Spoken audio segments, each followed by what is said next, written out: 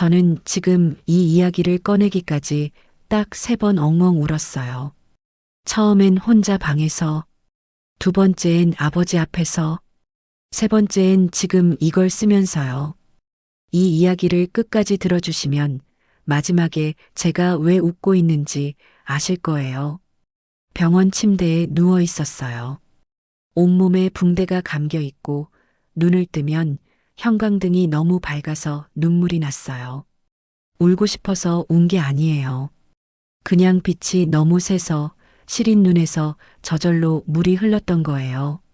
근데 그때 병실 문이 열렸어요. 발소리가 딱 멈췄어요. 저는 그 발소리만 들어도 알 수 있었어요. 7년이나 들어온 소리니까요. 민석이 왔구나. 남편이 왔구나. 그런데요. 그가 한 첫마디가 뭔지 아세요? 야, 사고 나더니 얼굴이 더 괴물됐네. 그리고 혀를 찼어요. 저는 그 소리를 들으면서 이상하게도 눈물이 나지 않았어요. 그냥 생각했어요. 아, 이 사람은 끝까지 이렇구나. 교통사고로 거의 죽다 살아난 아내한테 그게 첫마디구나. 그 순간이 저한테는 어떤 의미였냐면요. 7년 동안 꼭 쥐고 있던 실 하나가 그냥 툭 끊어지는 느낌이었어요. 오늘 제가 드릴 이야기는 그 실이 끊어진 이후의 이야기예요. 어떻게 바닥까지 떨어졌는지, 바닥에서 어떻게 일어섰는지, 그리고 다시 일어서서 제가 어떤 선택을 했는지. 저는 이 이야기를 복수라고 부르지 않아요. 그냥 되돌려 받았다고 부르고 싶어요. 당연히 내 것이었던 것들을 돌려받은 이야기라고요. 제 이름은 수진이에요. 경기도 분당 아파트 단지 안에 있는 조용한 집에서 자랐어요. 외동딸이었어요. 아버지는 식품 유통 쪽 일을 하셨는데 제가 고등학교 때부터 사업이 잘 되기 시작해서 제가 대학을 졸업할 즈음에는 꽤 규모 있는 회사를 운영하고 계셨어요. 저는 아빠 회사 경영지원팀에서 일을 했어요. 아버지 회사니까 봐준다는 소리 듣기 싫어서 일부러 더 열심히 했어요. 야근도 밥 먹듯이 했고 회식 자리에서 사장 딸이라는 말이 나오면 오히려 제가 먼저 일어나서 뒷정리를 했어요. 저는 어렸을 때부터 제 얼굴이 예쁘지 않다는 걸 알고 있었어요. 누가 심하게 뭐라고 한 건 아니에요. 그냥 거울을 보면 알잖아요. 눈이 작고 코가 낮고 피부도 좋지 않았어요. 학창 시절에 얼굴은 좀 그래도 성격은 좋다는 말을 귀가 닳도록 들었어요. 그게 칭찬인지 위로인지 저는 한 번도 정확히 몰랐어요. 그냥 그런가 보다 하고 살았어요. 민석을 처음 만난 건 제가 26살 때였어요. 아버지 회사의 거래처 직원이었어요.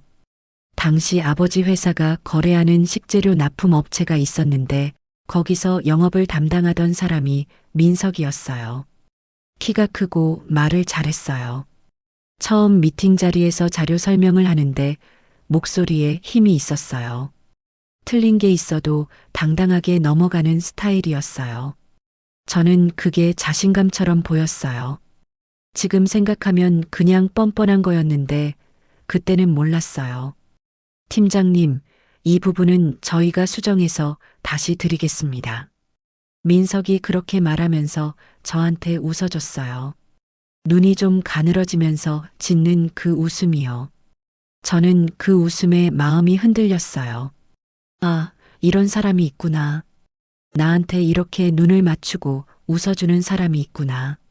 그때 제 마음속이 얼마나 간단했는지 지금도 그게 부끄러워요.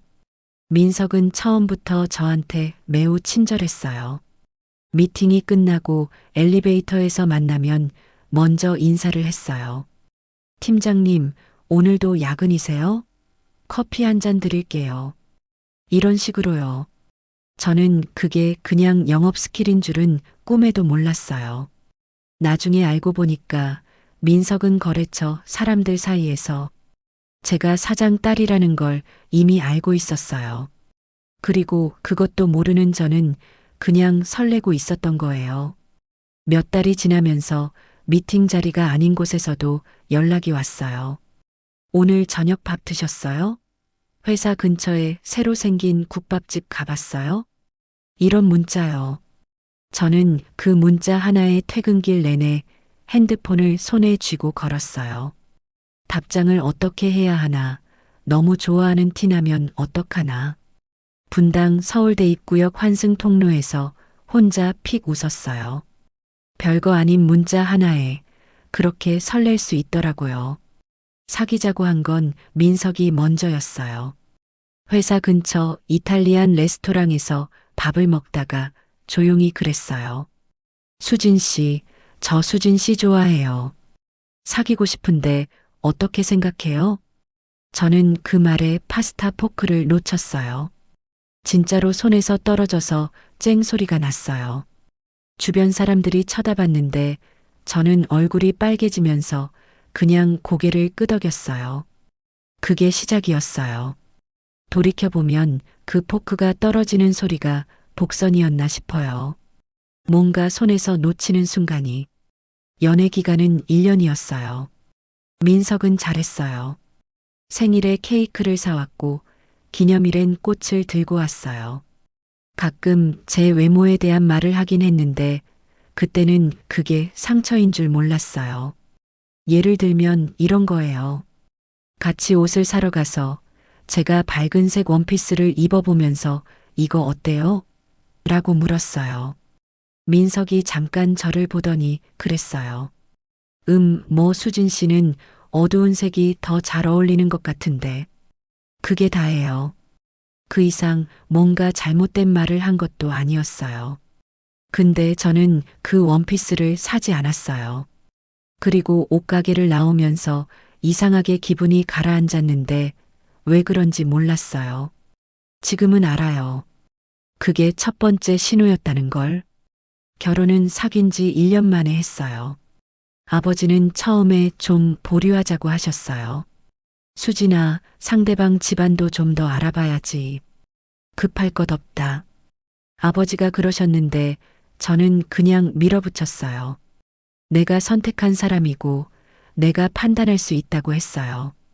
외동딸 고집이 세다는 걸 잘 아는 아버지는 결국 손을 들으셨어요. 결혼식 날 저는 정말 떨렸어요. 웨딩드레스를 입고 바깥에서 기다리는데 가슴이 너무 두근거려서 손이 차가워졌어요. 내가 지금 결혼을 하는구나.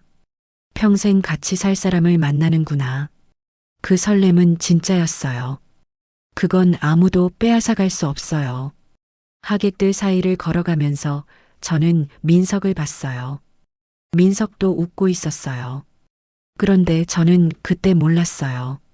민석 옆에 서 있던 친구들이 뭐라고 속닥이고 있었는지. 나중에 민석의 친구 중 하나가 술에 취해서 저한테 직접 말해줬어요. 몇 년이 지난 후에요. 결혼식 날 민석의 친구들이 이런 말을 했대요. 야, 신부가 좀. 야, 근데 뭐 집안이 괜찮잖아. 민석이도 알고 사귀는 거겠지. 이런 식으로. 그리고 민석은 그 말에 그냥 웃으면서 고개를 끄덕였대요. 속으로 그래, 나도 알아. 근데 참아야지라고 생각하면서요. 저는 그 얘기를 들은 날 처음으로 결혼식 사진이 보기 싫어졌어요. 그 환하게 웃고 있는 제 얼굴이. 신혼집은 분당 정자동 쪽 전세였어요. 33평 아파트. 아버지가 전세금 전부를 내주셨어요.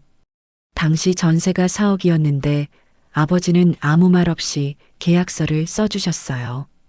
딸내미 편하게 살아야지라고 하시면서요. 저는 그 집이 너무 좋았어요. 이사 첫날 빈 거실에 앉아서 민석이랑 치킨을 시켜 먹었어요. 우리 여기서 잘 살자. 제가 그렇게 말했어요. 민석이 그래라고 했어요. 그런데요. 그날 저녁 민석이 집 구석구석을 한 바퀴 둘러보더니 그랬어요. 집이 생각보다 작네. 33평이 이 정도야? 요즘 신혼집은 다 40평대 하던데. 저는 그 말에 뭐라고 대답을 못했어요. 아버지가 4억이나 내주셨는데 그게 부족하다는 말인가? 저는 그냥 그래도 좋지 않아? 라고 했어요. 민석은 대답을 안 했어요. 그게 신혼 첫날이었어요. 한 달이 지났어요. 두 달이 지났어요. 처음에는 그냥 민석이 피곤해서 그러겠지, 예민한 날이겠지, 이렇게 생각했어요. 근데 피곤하지 않은 날이 없었어요. 예민하지 않은 날이 없었어요. 식탁에 마주 앉아서 밥을 먹는데 민석이 갑자기 숟가락을 내려놓는 거예요. 야, 나 진짜 입맛 없다. 제가 2시간 동안 준비한 음식들을 앞에 놓고 왜? 맛없어? 맛없는 게 아니라 그냥 민석이 저를 보더니 한숨을 쉬었어요. 그냥 밥상 마주하면 좀 그래. 저는 그 말의 의미를 정확히 알면서도 모른 척했어요. 모른 척해야 살 수 있으니까요. 민석은 어느 순간부터 회사를 그만두고 싶다는 말을 하기 시작했어요. 저녁마다 소파에 누워서 핸드폰을 보다가 수진아, 우리 카페나 하자.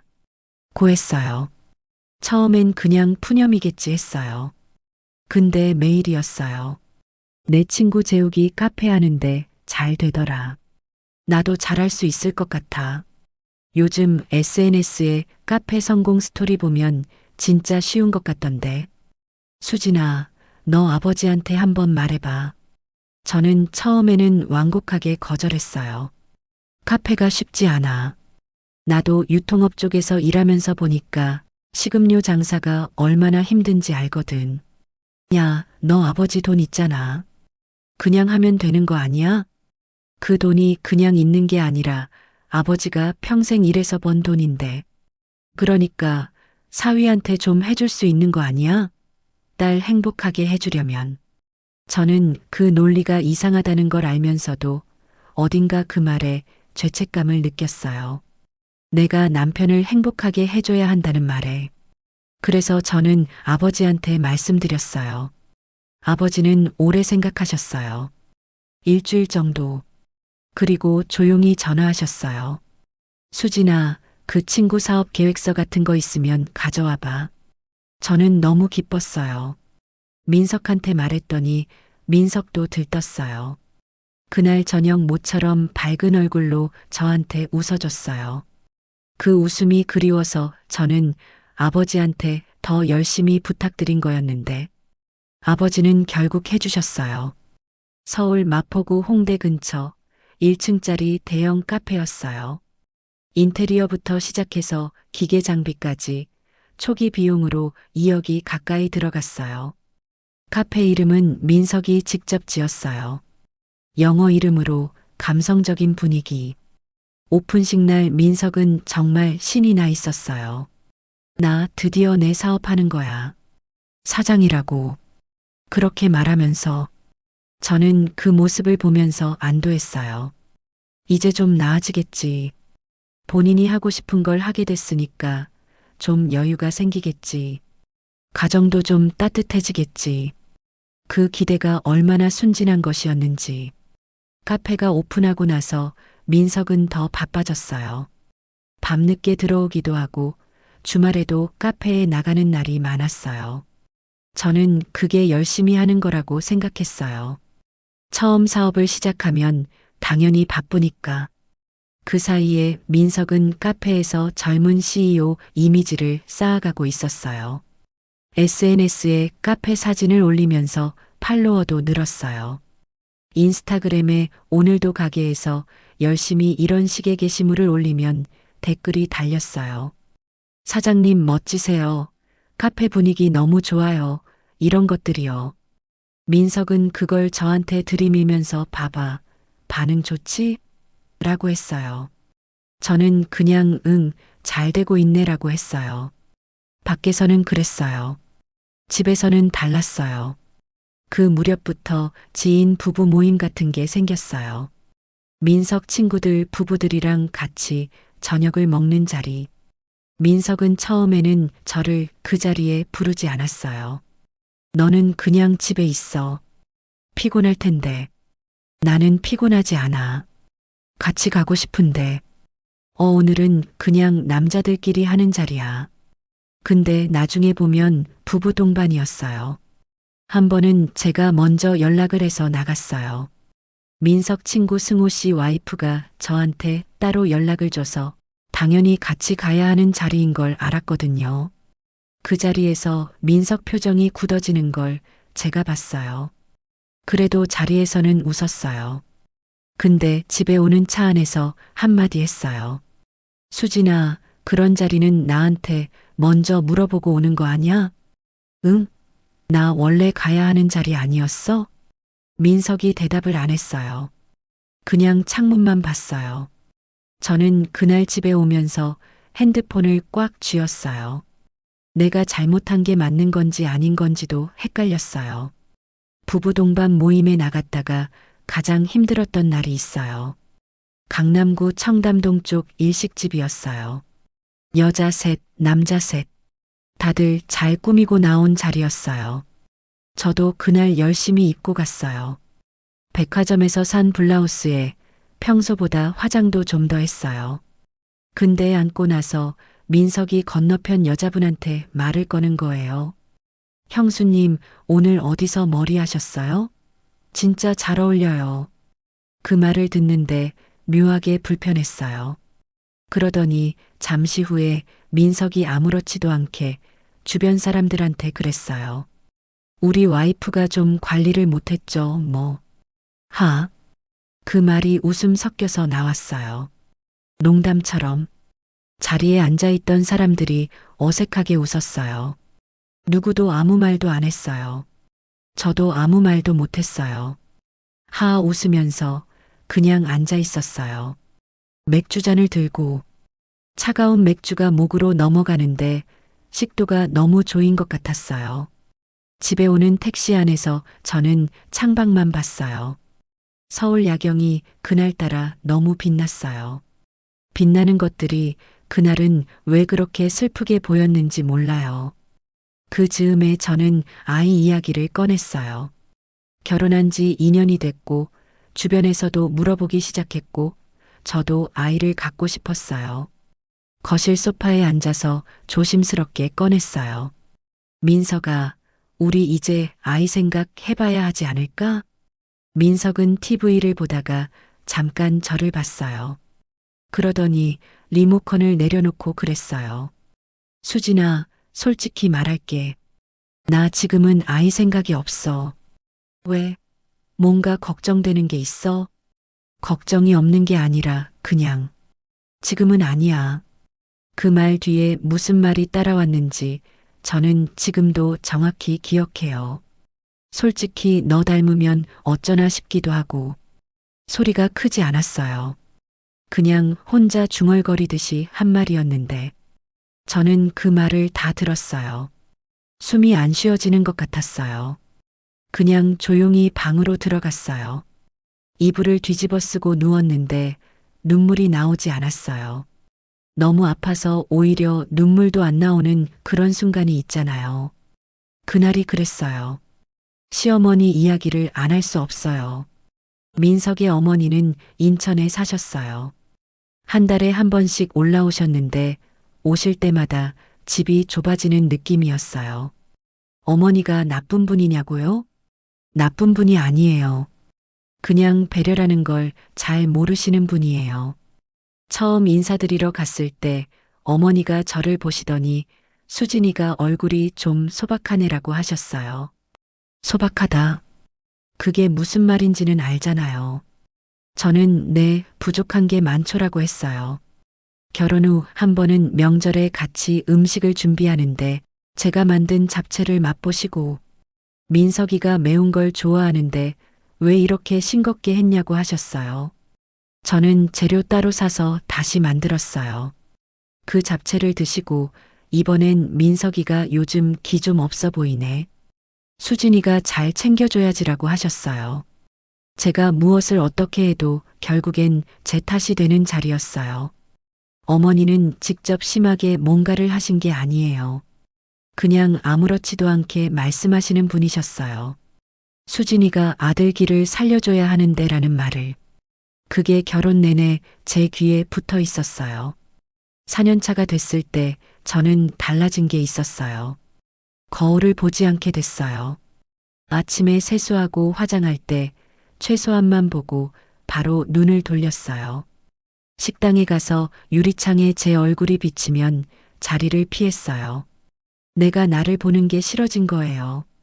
그 사람의 시선이 어느새 제 안으로 들어온 거예요. 저는 그게 제일 무서웠어요. 몸에 생긴 상처는 낫잖아요. 근데 스스로를 못 보는 눈은 쉽게 안 나아요. 그래도 저는 참았어요. 왜 참았냐고요? 제가 선택한 사람이니까요. 제가 아버지 반대도 무릅쓰고 결혼을 밀어붙인 사람이니까요. 그게 제 발목을 잡았어요. 내 선택이 틀렸다는 걸 인정하는 게 제일 무서웠어요. 결혼 5년 차 봄이었어요. 민석 생일이어서 저는 카페로 도시락을 가져가기로 했어요. 미역국을 새벽부터 끓였어요. 돼지고기 볶음이랑 계란말이도 해서 예쁜 도시락통에 담았어요. 카페가 바빠서 나오기 힘들다고 해서 제가 직접 가기로 한 거예요. 카페 앞에 도착했어요. 점심시간이 좀 지난 오후였어요. 문을 열고 들어가려다가 안쪽 홀 구석에서 민석이 보였어요. 아르바이트 직원으로 보이는 젊은 여자애랑 같이 있었어요. 뭔가 웃으면서 얘기를 하고 있었는데 너무 가깝게 붙어서 마주보고 웃으면서 저는 그냥 서 있었어요. 문 앞에서 도시락을 들고 미역국 국물이 아직 따뜻한 게 느껴졌어요.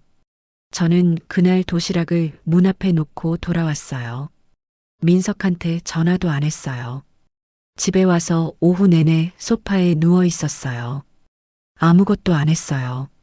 아무 생각도 안 하려고 했는데 계속 생각이 났어요. 내가 본 게 맞는 건지, 내가 너무 예민한 건지, 아니면 내가 알고 싶지 않아서 외면하는 건지, 확인하기 시작한 건 그 다음부터예요. 민석의 핸드폰을 본 게 아니에요. 처음엔 그냥 영수증을 봤어요. 카드 명세서를 봤어요.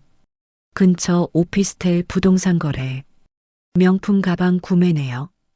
그건 제 카드가 아니라 아버지가 민석한테 준 법인 카드였어요. 사업 운영비로 쓰라고 준 카드였는데 그날 밤에 민석이 잠든 사이에 폰을 봤어요. 메시지가 있었어요. 유리라는 이름으로 저장된 번호. 내용을 봤어요. 다 읽지 않았어요. 몇 줄만 읽었는데 더 읽을 수가 없었어요. 제 남편이 저에 대해 뭐라고 썼는지, 그 여자가 뭐라고 했는지, 그 둘이 어떤 말을 주고받았는지. 저는 폰을 내려놓고 화장실로 갔어요. 수도꼭지를 틀고 세면대에 손을 짚었어요. 거울 속에 제가 있었어요. 붉어진 눈으로, 무너지는 얼굴로. 저는 그 거울 속 나를 한참 봤어요. 오랜만에 제대로 나를 봤어요. 그리고 조용히 생각했어요. 이제 어쩌지? 직접 물어봤어요. 다음 날 아침에 밥 먹다가 조용히 카드 명세서를 내밀었어요. 이거 뭐야? 민석이 잠깐 얼어붙었다가 이내 표정을 바꿨어요. 화가 난 표정으로. 야, 남의 카드 명세서를 왜 뒤지고 있어? 뒤진 게 아니라 집으로 온 명세서잖아. 이게 뭔지 설명해봐. 그거 사업 때문에 쓴 거야. 뭘 그렇게 꼬치꼬치 물어봐? 저는 그 자리에서 유리 이야기를 꺼냈어요. 카페에서 본 것도 말했어요. 민석이 잠깐 저를 봤어요. 그러더니 한숨을 쉬었어요. 수진아, 솔직히 말할게. 나 너랑 사는 거 너무 힘들어. 그게 첫 마디였어요. 사과도 해명도 아니고 저한테 힘들다는 말이. 저는 그 자리에서 일어서지 않았어요. 떨면서도 앉아 있었어요. 내 아버지 카드로 다른 여자 오피스텔 해준 거 맞지? 그게 다 수진이 내가 나한테 뭘 해준 게 없어서 그런 거잖아. 저는 그 말에 아무 대답도 못했어요. 유리가 저를 찾아온 날이 있었어요. 회사 주차장에서였어요. 퇴근하려고 차로 가는데 누군가 제 이름을 불렀어요. 돌아보니까 22~23살쯤 돼 보이는 여자애였어요. 카페에서 봤던 그 여자. 저는 그냥 차에 타려고 했어요. 근데 그 여자가 제 앞을 막아섰어요. 뭔가를 말했어요. 저한테 직접 와서. 저는 그 말을 다 들었어요. 그 자리에서. 그리고 뺨을 맞았어요. 아무 이유도 없이. 충격 때문인지 그냥 자동으로 차에 탔어요. 주차장을 빠져나왔어요. 핸들을 잡고 나오다가 기억이 거기까지예요. 덤프트럭이 시야에 들어왔고 소리가 났고 그 다음은 모르겠어요. 눈을 떴을 때는 병원이었어요. 아버지가 손을 잡고 계셨어요. 아버지 눈이 빨개요. 우셨구나 싶었어요. 아버지는 제가 눈을 뜨자마자 아무 말도 안 하시고 손만 꽉 쥐셨어요.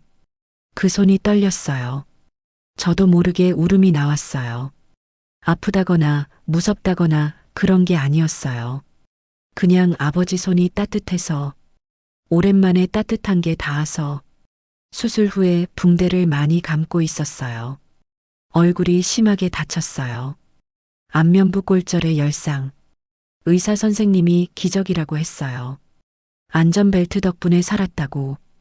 그 상태로 민석이 왔어요. 저는 아버지가 오신 이후에 혼자 있었어요. 아버지가 잠깐 자리를 비우신 사이에 문이 열리는 소리가 났어요. 민석이 들어왔어요. 야, 사고 나더니 얼굴이 더 괴물됐네. 저는 눈을 감았어요. 그러더니 민석이 뭔가를 던졌어요. 침대 위로 툭 떨어지는 게 있었어요. 손으로 더듬어 봤어요. 서류였어요. 이혼 서류였어요. 저는 그 서류를 잡고 눈을 떴어요. 천장을 봤어요. 창문으로 바깥이 보였어요. 봄이었는데 벚꽃이 피어 있었어요. 아, 봄이구나. 저는 그 봄 하늘을 보면서 생각했어요. 나 이 사람을 얼마나 사랑했을까? 아니, 사랑이긴 했을까? 아니면 그냥 날 좋아해주는 사람이 있다는 게 너무 기뻐서 스스로 속은 건 아닐까? 그때 바깥에서 아버지가 들어오셨어요. 아버지는 민석을 보셨어요. 민석은 아버지를 보자마자 표정을 바꿨어요. 아, 아버님, 마침 잘 오셨네요. 저 수진이한테 이야기 좀 하고. 아버지가 손을 드셨어요. 됐어. 딱 두 글자였어요. 아버지 목소리가 떨렸어요. 아버지가 문 밖에서 다 들으신 거예요. 아버지는 창문 쪽을 보셨어요. 잠깐 눈물을 참으시는 것 같았어요. 그러더니 민석한테 고개를 돌리시고 말씀하셨어요. 내 딸, 지옥에서 살았구나. 그 말이요. 그 한 문장이 7년치 눈물이 한꺼번에 터지는 문장이에요. 저는 그날 처음으로 아버지 앞에서 소리를 내어 울었어요. 이혼은 그로부터 2달 뒤에 했어요. 아버지가 법적인 부분을 다 처리해 주셨어요. 민석도 뭔가를 더 얻으려고 했는데 아버지가 이미 법무팀을 꾸려놓으셔서 할 수 있는 게 없었어요. 이혼 서류에 도장을 찍는 날 저는 혼자였어요. 공증사무소 작은 방에서 볼펜을 들고 잠깐 멈췄어요. 내가 결혼식 날 설레면서 서명했던 서류가 있었는데 그게 지금은 이걸로 끝이 나는구나. 그냥 그 생각이 들었어요. 슬프지는 않았어요. 이미 슬픔은 다 써버린 것 같았어요. 도장을 눌렀어요. 그 후 저는 한국을 떠났어요. 아버지가 제안하셨어요. 수진아, 내가 원하면 어디든 가서 좀 쉬어라. 아빠가 다 해줄게.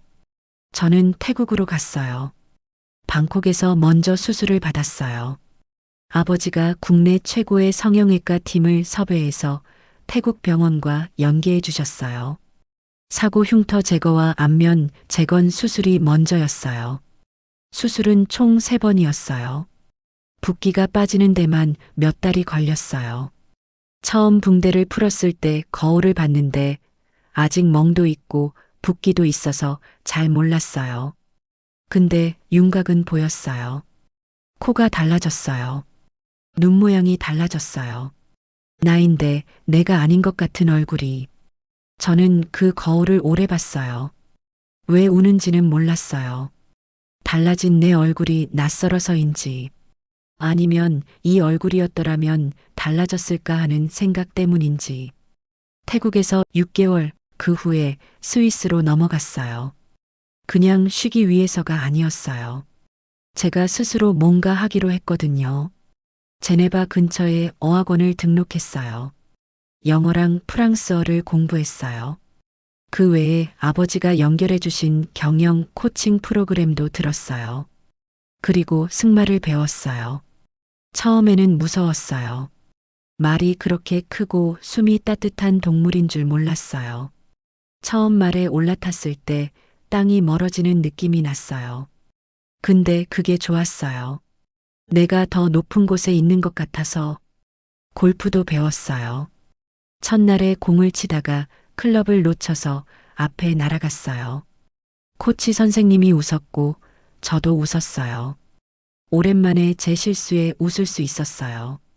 누군가 눈치를 보지 않고 1년이 지났어요. 제가 한국에 돌아온 건 봄이었어요. 떠날 때도 봄, 돌아올 때도 봄이었어요.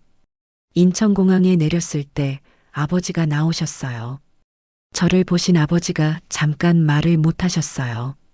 그러더니 그냥 저를 안아주셨어요. 수진아. 그 한마디에 다 담겨 있었어요. 딸이 이렇게 됐구나. 딸이 버텨냈구나.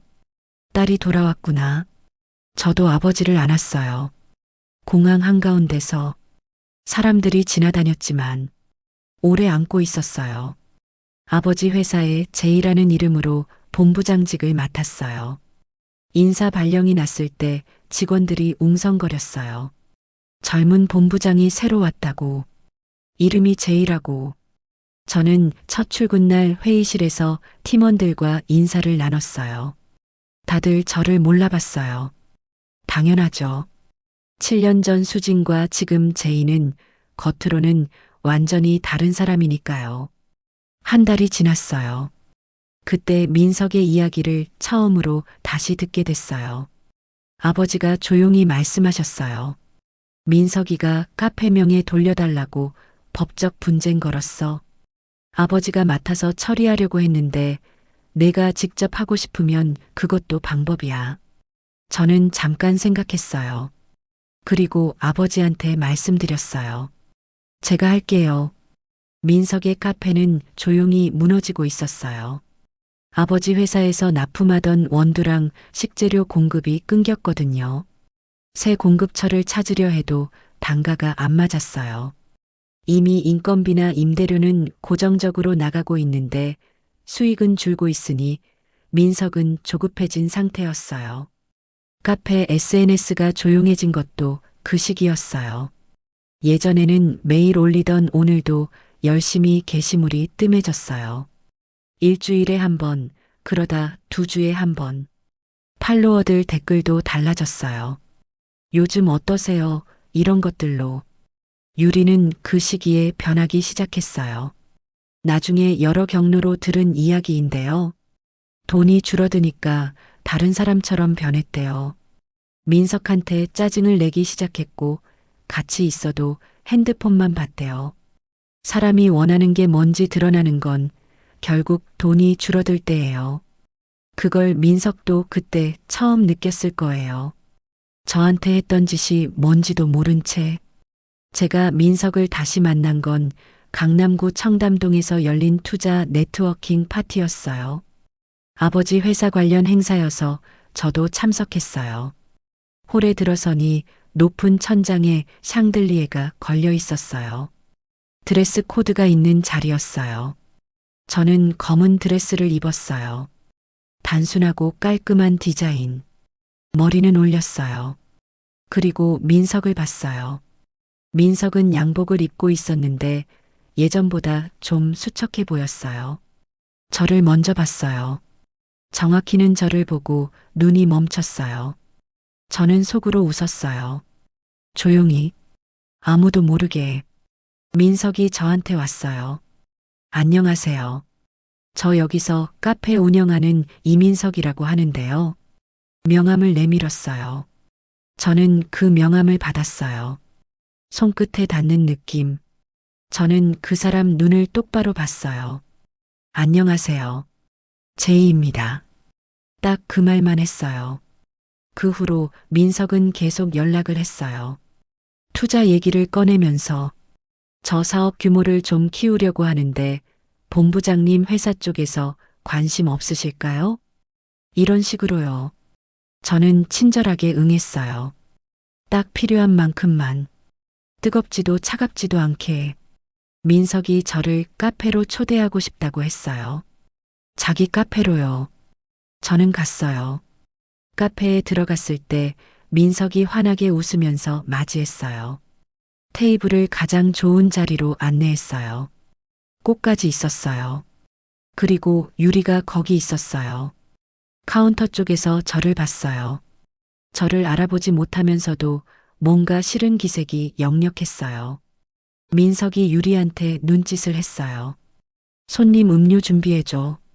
그냥 그렇게 예전에 민석이 저한테 했던 것처럼 누군가를 투명인간 취급하면서 저는 커피를 마셨어요. 천천히 창밖에 봄빛이 들어왔어요. 그 다음 미팅에서 저는 투자 제안서를 내밀었어요. 민석 눈이 커졌어요. 금액이 컸거든요. 3억? 이게 진짜예요? 네. 대신 조건이 있어요. 조건이요? 현재 카페 지분 전체를 담보로 걸어주셔야 해요. 투자 후 매출 목표를 달성하지 못할 경우 지분이 넘어오는 조건으로. 민석이 잠깐 생각했어요. 그 잠깐 동안 뭔 생각을 했는지 저는 알아요. 3억을 받으면 유리 문제도 정리하고 다시 카페도 살릴 수 있다고. 아니면 이 여자랑 잘 되면 더 크게 될 수 있다고. 사인할게요. 민석이 유리한테 이별을 통보한 건 그 다음 주였어요. 유리가 카페 앞에서 울면서 매달렸대요. 민석이 어떻게 했는지는 직원들을 통해 들었어요. 그냥 됐어. 끝났어. 이게 다였대요. 저는 그 이야기를 들었을 때 아무 감정이 없었어요. 예전에 제가 겪었던 것과 똑같은 일이 일어나고 있는 거였어요. 근데 슬프지도 않고 통쾌하지도 않았어요. 그냥, 그렇구나. 그 사람은 평생 그 방식밖에 모르는 사람이었구나. 민석이 프로포즈를 하고 싶다고 했어요. 호텔 스위트룸을 빌렸다면서 만나자고 했어요. 저는 알겠습니다라고 했어요. 그리고 아버지한테 전화했어요. 아버지, 이제 끝낼게요. 호텔은 강남에 있는 5성급이었어요. 스위트룸에 꽃이 가득 놓여 있었어요. 촛불도 있었어요. 민석이 한껏 차려입고 와인잔을 들고 있었어요. 저는 드레스를 입고 갔어요. 들어가면서 방 안을 한번 둘러봤어요. 제이 씨, 오늘 정말 중요한 말을 하고 싶어서요. 민석이 입을 열었어요. 제이 씨를 처음 봤을 때부터 알았어요. 이 사람이다 싶었어요. 전 아내가 있었는데 그 사람은 제가 원하는 스타일이 아니었어요. 외모도 그렇고 그냥 안 맞았어요. 그런데 제이 씨를 보고 제 이상형이 어떤 건지 처음 알았어요. 그 말을 들으면서 저는 생각했어요. 전 아내 얘기를 지금 나한테 하는구나. 나한테, 나 앞에서 저랑 같이 해주실 수 있어요? 저 진심이에요. 그 순간 뒤쪽 문이 열렸어요. 아버지가 들어오셨어요. 민석이 돌아봤어요. 아버지를 보자마자 굳었어요. 아버지 얼굴을 알아봤겠죠. 7년을 봐온 장인어른이니까. 아, 아버님, 어떻게. 아버지가 걸어오셨어요. 민석 앞에 서셨어요. 내 사위는 죽었어. 그게 다였어요. 아버지는 저 옆에 서셨어요. 저를 보셨어요. 고개를 끄덕이셨어요. 이제 내가 해라. 저는 핸드백에서 작은 손거울을 꺼냈어요. 화장을 지웠어요. 파운데이션을 닦아내고, 아이라인을 지우고, 립스틱을 지우고, 민석이 저를 보고 있었어요. 뭔가 이상하다는 걸 느끼는 것 같았어요. 근데 아직 몰랐어요. 저는 핸드백에서 사진 한 장을 꺼냈어요. 민석한테 내밀었어요. 민석이 받았어요. 봤어요. 그리고 저를 봤어요. 다시 사진을 봤어요. 다시 저를 봤어요. 수진? 저는 처음으로 웃었어요. 그날 그 방에서 진짜 웃음으로 민석 씨, 불 꺼야 봐줄 만하다고 했잖아요. 지금은 어때요? 민석이 주저앉았어요. 소파 모서리에 손에서 사진이 떨어졌어요. 이게 무슨 계약서 기억나요? 3억 투자 조건으로 카페 지분 담보 걸었던 거요. 그거 사실 투자 서류가 아니에요. 지분 양도서예요. 민석이 뭔가 더 말하려고 했어요. 저는 막지 않았어요. 그냥 봤어요. 야, 수진아, 나 잠깐만. 저 이제 수진 아니에요. 법적으로도 어떤 의미로도요. 아버지가 나서셨어요. 카페 명의는 이미 이전 완료됐고 아파트랑 차 담보건도 법적으로 처리될 거야. 자네한테 줬던 거 다 돌려받을 거니까. 민석이 아버지를 봤어요. 저를 봤어요. 아버지를 봤어요. 그 방에 세 사람이 있었는데 민석만 혼자였어요. 그날 이후로 저는 민석을 보지 않았어요. 카페는 아버지 회사가 인수했어요. 직원들 고용은 유지했어요. 민석이 체결한 임대차 계약은 해지됐어요. 민석이 집 앞에 한 번 왔어요. 현관 인터폰에서 목소리가 들렸어요. 수진아, 나야. 잠깐만 나와봐.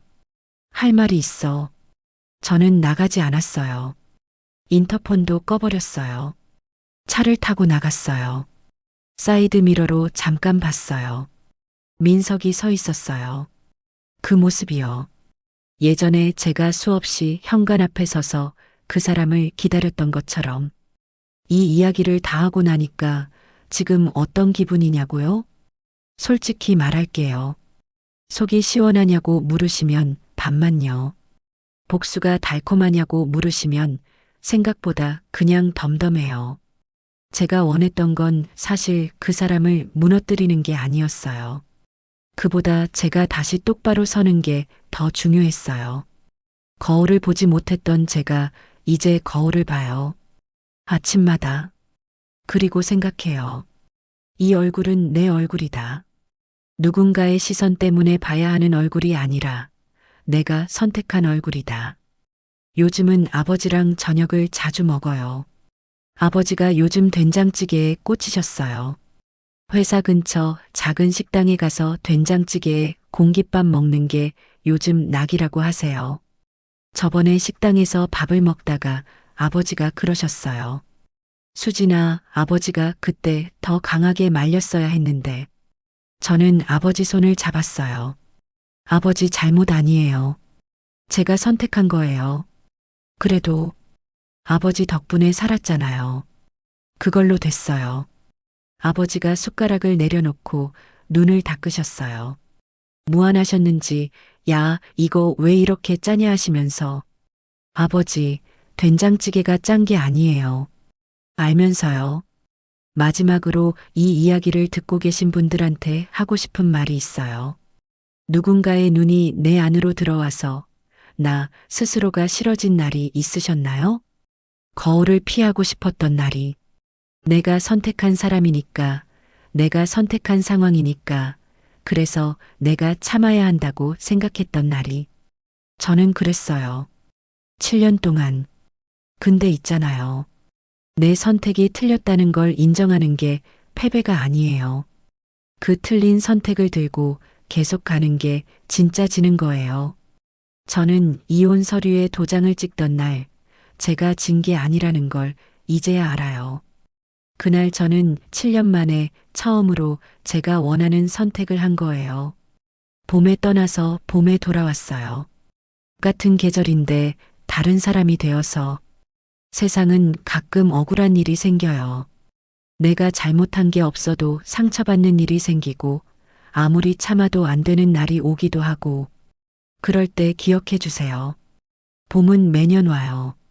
내가 충분히 추위를 버텨냈다면 반드시 와요. 늦을 수는 있어도 안 오진 않아요. 저는 그걸 이제 알아요. 봄이 오기 전에 먼저 피는 꽃은 없으니까요. 긴 이야기 들어주셔서 고마워요. 저는 오늘도 거울을 봤어요. 웃었어요. 그걸로 충분해요.